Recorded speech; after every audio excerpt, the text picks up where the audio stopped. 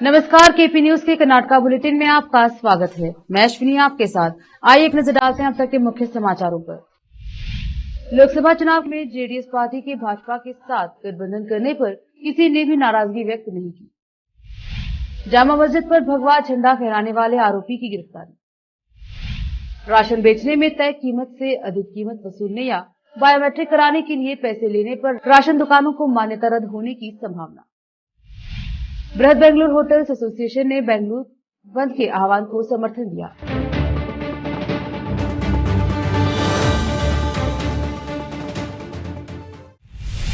अब समाचार विस्तार से। सोमवार को बीदर दक्षिण विधानसभा क्षेत्र के खाशमपुर पी गांव में अपने आवास पर पूर्व मंत्री बंडेप्पा खाशमपुर ने स्पष्ट किया कि हम सभी एकजुट हैं। मीडिया से बात करते हुए उन्होंने कहा, हमने पहले ही स्पष्ट कर दिया है कि हम सभी गठबंधन के मामले में देवेगौड़ा और कुमारस्वामी द्वारा लिए गए निर्णय से बंधे हैं। पिछली 2 बैठकों में सभी ने गठबंधन पर सहमति जताई है। राजनीति में पार्टियां मौके मौके पर फैसले लेती हैं। इसी के तहत हमारी पार्टी ने भी एनडीए के साथ गठबंधन का फैसला लिया है। हम सभी इस पर सहमत हुए। मैं देवेगौड़ा और कुमारस्वामी द्वारा लिए गए फैसले का पूरा समर्थन करता हूं। उन्होंने कहा, पार्टी में 1 या 2 लोग नाखुश हैं, कुमारस्वामी इसे ठीक कर देंगे। हम कर्नाटका की बेहतरी के लिए गठबंधन बना रहे हैं। हमारी पार्टी ने राज्य के हित में आवाज उठाने का काम किया है। इसके साथ ही हमें अपनी पार्टी को बचाने और साधने का काम भी करना है। बसवा कल्याण तालुके के धन्नूर के गांव की जामा मस्जिद पर भगवा झंडा फहराने के आरोप में पुलिस ने कल गांव के 4 युवकों को गिरफ्तार कर लिया। कल्याणी ग्रामीण के वीरेश शिवकुमार, राजकुमार सूर्या, सुशील शिवकुमार बिरादर और अभिषेक चंद्रकांत को गिरफ्तार किया गया है। सितंबर 20 तारीख की रात धन्नौर गांव के 4 युवकों ने शराब पीकर गांव के ही हनुमान मंदिर से भगवा झंडा उतारकर जामा मस्जिद पर बांध दिया। अगले दिन मस्जिद के चांद साहब सलीम साहब पठान की शिकायत पर बसवा कल्याण ग्रामीण पुलिस स्टेशन में मामला दर्ज किया गया। 21 सितंबर को मामला दर्ज किया गया। जांच के बाद 4 लोगों को गिरफ्तार किया गया और पता चला है कि उनमें से 4 ने कबूल किया है कि उन्होंने अशांति पैदा करने के लिए अपराध किया था। केपी न्यूज के लिए खुशबू अहमद की रिपोर्ट। बीदर जिला प्रशासन ने राशन की दुकानों पर छापेमारी की है और राशन की बिक्री में अवैधता के कारण उनकी मान्यता रद्द कर दी है। अवैध गतिविधियों में शामिल लोगों पर पुलिस स्टेशनों में शिकायतें दर्ज की गई। जिला कलेक्टर गोविंद रेड्डी ने कहा कि जिले में 22 उचित मूल्य की दुकानों को निलंबित कर दिया गया है और सरकारी नियमों का उल्लंघन करने पर उनके खिलाफ प्राथमिकी दर्ज की गई है। उन्होंने कहा, बीदर शहर में 11 उचित मूल्य की दुकानें, ग्रामीण बीदर में 4, हुमनाबाद तालुके में 4 और भालकी तालुके में 2 दुकानों सहित कुल 22 उचित मूल्य की दुकानों को निलंबित कर दिया गया है और उनके खिलाफ कानूनी कार्यवाही की गई है। राशन कार्ड धारकों को निर्धारित मात्रा से कम चावल वितरण किया गया है।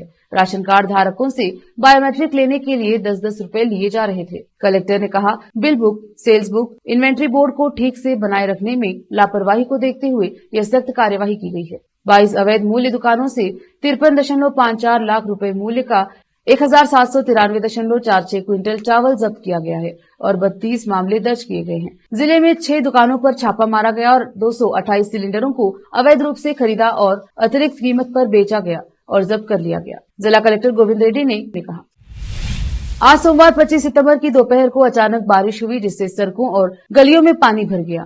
इस अचानक बारिश से लोगों की आवाजाही प्रभावित हुई और मौसम में ठंडक छाई रही। बारिश के कारण मुख्य रास्तों पर ट्रैफिक में कमी देखी गई। केपी न्यूज के कैमरामैन संतोष का कवरेज। बृहद बेंगलुरु होटल्स एसोसिएशन ने बेंगलुरु बंद को समर्थन दिया है और कहा है कि बेंगलुरु में होटल और रेस्टोरेंट बंद रहेंगे। एसोसिएशन के अध्यक्ष पीसी राव ने सोमवार को यह जानकारी दी, जहां कुल किसान संगठनों ने कावेरी मुद्दे पर मंगलवार को बेंगलुरु बंद का आह्वान किया है। वहीं कन्नड़ कार्यकर्ताओं वटल नागराज के नेतृत्व में कन्नड़ ओकोट्टा के बैनर तले कई कन्नड़ संगठनों ने 29 सितंबर को राज्यव्यापी बंद का आह्वान किया है।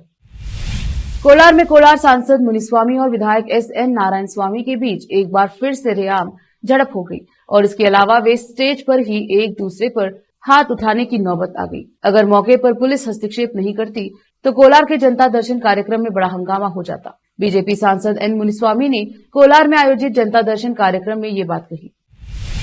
रुकते हैं छोटे से ब्रेक के लिए, जल्द लौटेंगे ब्रेक के बाद।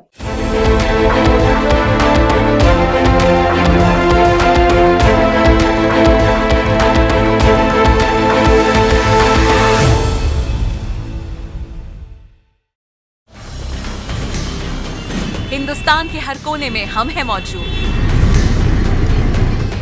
24 घंटे हालात पर गहरी नजर,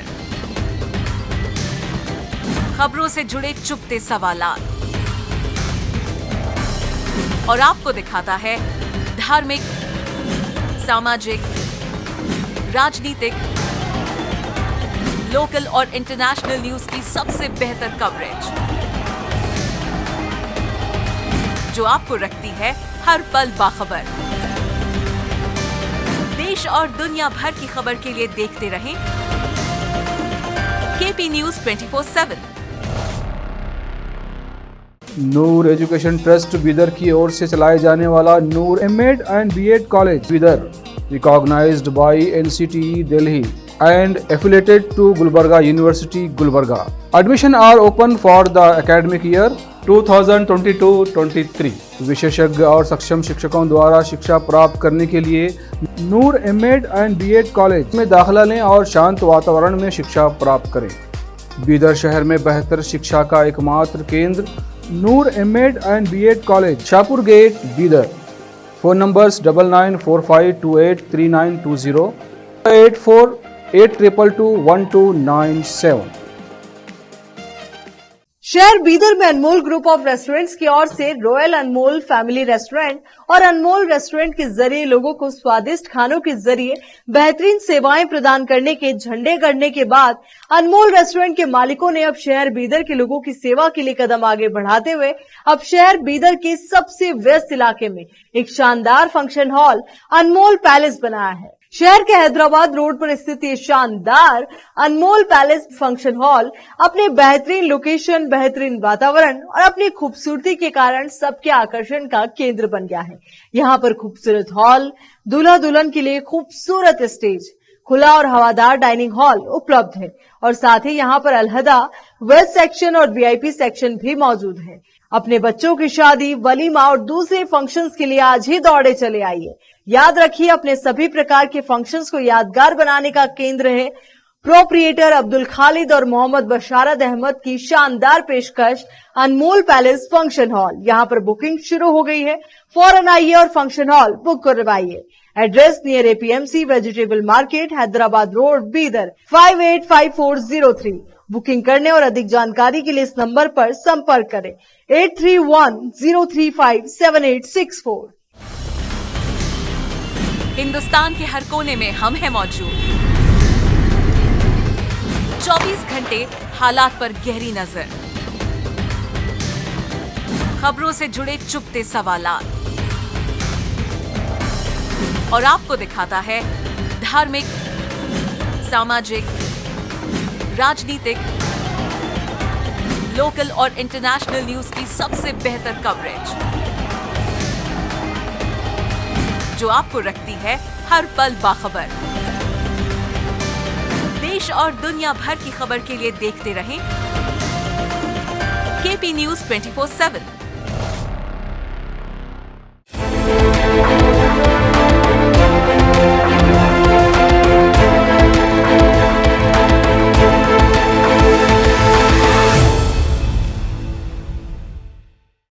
ब्रेक के बाद स्वागत है आपका। देखते हैं समाचार। ग्रामीण विकास एवं पंचायत राज मंत्री प्रियांक खरगे ने कहा है कि पूर्व सीएम एचडी कुमारस्वामी अपना अस्तित्व बचाने के लिए दिल्ली चले गए हैं। इससे उन्होंने लोकसभा चुनाव में बीजेपी जेडीएस गठबंधन का मुद्दा उठा दिया है। कलबुर्गी जिले के चिंचोली में बोलते हुए क्या वह अपना अस्तित्व बचाने के लिए प्रधानमंत्री मोदी के पास गए थे या उन्होंने मोदी के साथ कावेरी मुद्दे पर चर्चा की थी? उन्होंने सवाल करते हुए कहा, कृपया इस बात पर राजनीति न करें कि कावेरी कौन है। मुख्यमंत्री सिद्धरामैया और डीसीएम डीके शिव कुमार ने जनता और किसान संगठनों से कावेरी मुद्दे पर साथ खड़े होने की अपील की है। विरोध करना उनका अधिकार है, हम उन्हें विरोध न करने के लिए नहीं कह सकते। सरकार कानूनी लड़ाई लड़ रही है और केंद्र सरकार से भी बातचीत की है। उन्होंने कहा कि इसके बावजूद विरोध करना ठीक नहीं है। हम किसानों के साथ है, इसीलिए उनसे कहते हैं कि विरोध न करें। कृपया इसमें राजनीति न करें। हमने बकरी शिकार की योजना बनाई है क्योंकि अन्याय हो रहा है। उन्होंने कहा है कि हमने पदयात्रा अपने लिए नहीं बल्कि किसानों के लिए की है।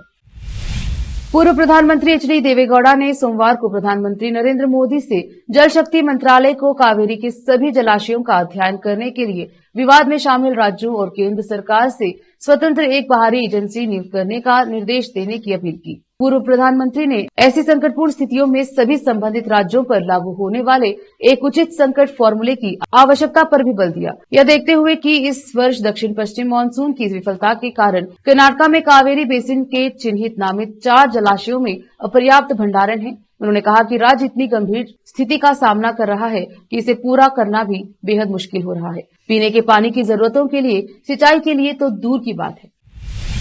कर्नाटक के मुख्यमंत्री सिद्धरामैया ने सोमवार को कहा कि उनकी सरकार पड़ोसी राज्य तमिलनाडु को कावेरी नदी का पानी छोड़े जाने के मुद्दे पर बुलाए जा रहे विरोध प्रदर्शन और बंद को कम नहीं करेगी। उन्होंने यह भी कहा कि जब अगली सुनवाई होगी तो राज्य सरकार इस मुद्दे पर सुप्रीम कोर्ट के समक्ष अपना तर्क और अधिक मजबूती से रखेगी। हमने कावेरी जल प्रबंधन प्राधिकरण और विनियमन समिति के आदेशों के खिलाफ सुप्रीम कोर्ट में एक याचिका दायर की थी। अदालत ने हमारे विभाजन को खारिज कर दिया। तमिलनाडु का भी उन्होंने टीएन पहले 24,000 क्यूसेक की मांग की, फिर 7,200 क्यूसेक की। सिद्धरामैया ने कहा कि हम 5,000 क्यूसेक भी नहीं दे सकते क्योंकि पानी नहीं है। यहाँ पत्रकारों से बात करते हुए उन्होंने कहा कि शीर्ष अदालत ने इसे स्वीकार नहीं किया और मामला 26 सितंबर को अदालत के सामने आ रहा है। हम अपनी दलील और मजबूती से रखेंगे। कावेरी मुद्दे पर बुलाए जा रहे विरोध प्रदर्शन और बंद पर एक सवाल का जवाब देते हुए सीएम ने कहा, लोकतंत्र में हम विरोध प्रदर्शन को कम नहीं करेंगे, लेकिन बीजेपी और जेडीएस इस मुद्दे पर राजनीति करने की कोशिश कर रही है। भाजपा और जेडीएस द्वारा सरकार से इस्तीफा देने और जाने के लिए कहने के सवाल पर उन्होंने कहा, वे राजनीति कर रहे हैं, वे और क्या कहेंगे। उन्होंने सर्वदलीय बैठक के दौरान यह नहीं कहा। जैसे जैसे बीबीएमपी चुनाव का समय नजदीक आ रहा है, राज्य सरकार ने बीबीएमपी वार्ड पुनर्वितरण की अंतिम सूची की घोषणा कर दी है। कुल 225 वार्डों को अंतिम रूप दे दिया गया है और कर्नाटक राजपत्र में एक अधिसूचना जारी की गई है और दिसंबर तक चुनाव होने की संभावना है। सरकार ने greater Bengaluru metropolitan corporation act 2020 की धारा 7 में अधिकार का प्रयोग करते हुए और 2011 की जनगणना के आधार पर वार्ड शहरी विकास विभाग के उप मुख्य सचिव की अध्यक्षता में गठित समीक्षा समिति द्वारा की गई सिफारिशों को स्वीकार कर लिया है। ग्रेटर बैंगलोर मेट्रोपॉलिटन कॉर्पोरेशन के संबंध में बुद्धिमान निर्वाचन क्षेत्रों का पुनर्वितरण किया गया है। सरकार ने 18 अगस्त को वार्ड पुनर्वितरण की ड्राफ्ट सूची प्रकाशित की थी और जनता को अपनी आपत्तियां दर्ज कराने के लिए 15 दिन का समय दिया था, क्योंकि वार्डों के पुनर्वितरण का मुद्दा सुलझ गया है। सरकार इस साल दिसंबर में बीबीएमपी के चुनाव कराने के लिए तैयार है। राज्य सरकार ने बीबीएमपी वार्डों के पुनः आवंटन के लिए परिवहन मंत्री रामलिंगा रेड्डी की अध्यक्षता में एक समिति का गठन किया था। रामलिंगा रेड्डी की अध्यक्षता वाली समिति ने भाजपा सरकार के दौरान बने 243 वार्डों को खत्म कर 225 वार्डों में बांटने पर सरकार को रिपोर्ट सौंपी थी। उसके बाद सरकार ने मसौदा सूची प्रकाशित की थी और जनता को आपत्तियां दर्ज करने की अनुमति दी थी। बीबीएमपी सदस्यों का कार्यकाल सितंबर 2020 में ही समाप्त हो गया है। तब से लेकर अब तक यानी 3 साल से बीबीएमपी के लिए कोई चुनाव नहीं हुआ है। इससे पहले 158 वार्डों के लिए चुनाव हुआ था। अब यह 225 है और संभावना है कि चुनाव दिसंबर में ही होंगे। लोकसभा चुनाव से पहले ग्रेटर बैंगलोर नगर निगम का चुनाव होने की उम्मीद है और नए मेयर और डिप्टी मेयर चुने जाएंगे। आखिर में फिर एक बार देखते हैं मुख्य समाचार। लोकसभा चुनाव में जेडीएस पार्टी के भाजपा के साथ गठबंधन करने पर किसी ने भी नाराजगी व्यक्त नहीं की। जामा मस्जिद पर भगवा झंडा फहराने वाले आरोपी की गिरफ्तारी।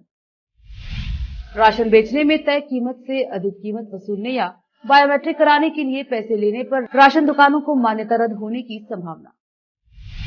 बृहद बेंगलुरु होटल्स एसोसिएशन ने बेंगलुरु बंद के आह्वान को समर्थन दिया।